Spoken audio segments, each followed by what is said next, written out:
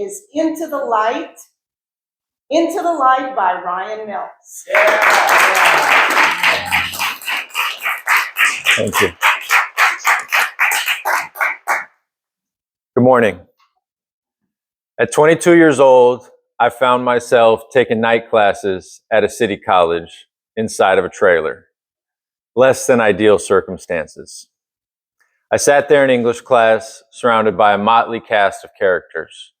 A pregnant 19-year-old, a couple ex-cons, a few immigrants, and somebody's grandma. If you know anything about night school, you know that everybody's there for the right reasons. But they wound up there because of some misstep or misfortune. I had no doubts as to which category I belonged in. You see, I never much cared for school. It could have been my rebel nature or the lack of utility I saw in the subject matter. But all I know is that back then, I just wanted to play sports, hang out with my friends, and talk to girls. Priorities make our choices, and my choices landed me right where I needed to be. One night, our professor told us a story, an old story, a story that altered the course of my life, Plato's Allegory of the Cave. Some of you may know it, but for the uninitiated, let me lay it out for you. It's structured as a dialogue between Socrates and Plato's brother. Socrates, as he does, goes on to describe a hypothetical situation where prisoners from birth have been chained up in a cave with their backs to the cave opening. A fire blazes, projecting light onto the wall in front of them. Puppeteers move and display cutouts of everyday objects, plants, and animals, creating a scene of silhouettes for the prisoners to see. They perceive these projections as the real deal. It's all they know. Then one of them is released. He turns and is blinded by the firelight. His eyes begin to adjust, and he sees the truth of his reality. It was all illusion. He is then forced out of the cave and into the light. Blinded once again by the sun, he slowly starts to see the shadows and the reflections of the world around him until all the world is clear. Over the moon with his new level of awareness, he ventures back into the cave to tell the others of the truth.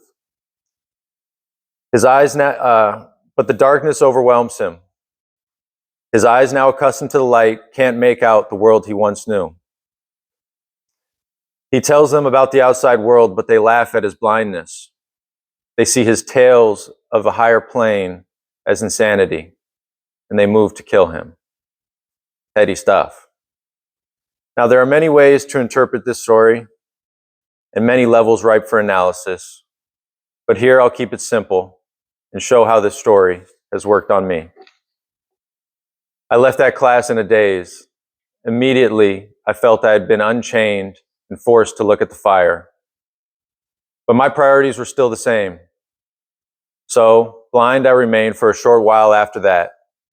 Then slowly my eyes began to adjust. I looked to my teacher for reading suggestions.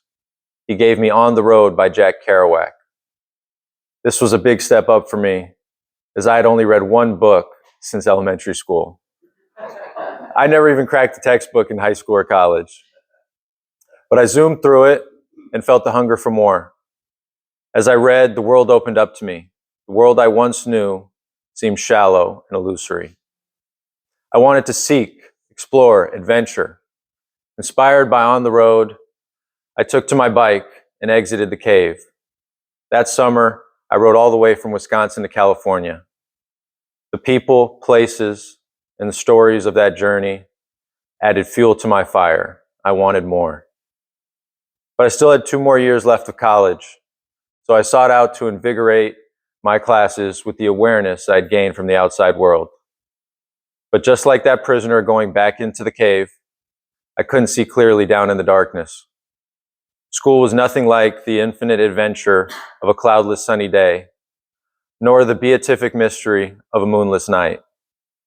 It was filled with teachers and students locked into a dogmatic vision of the world around them.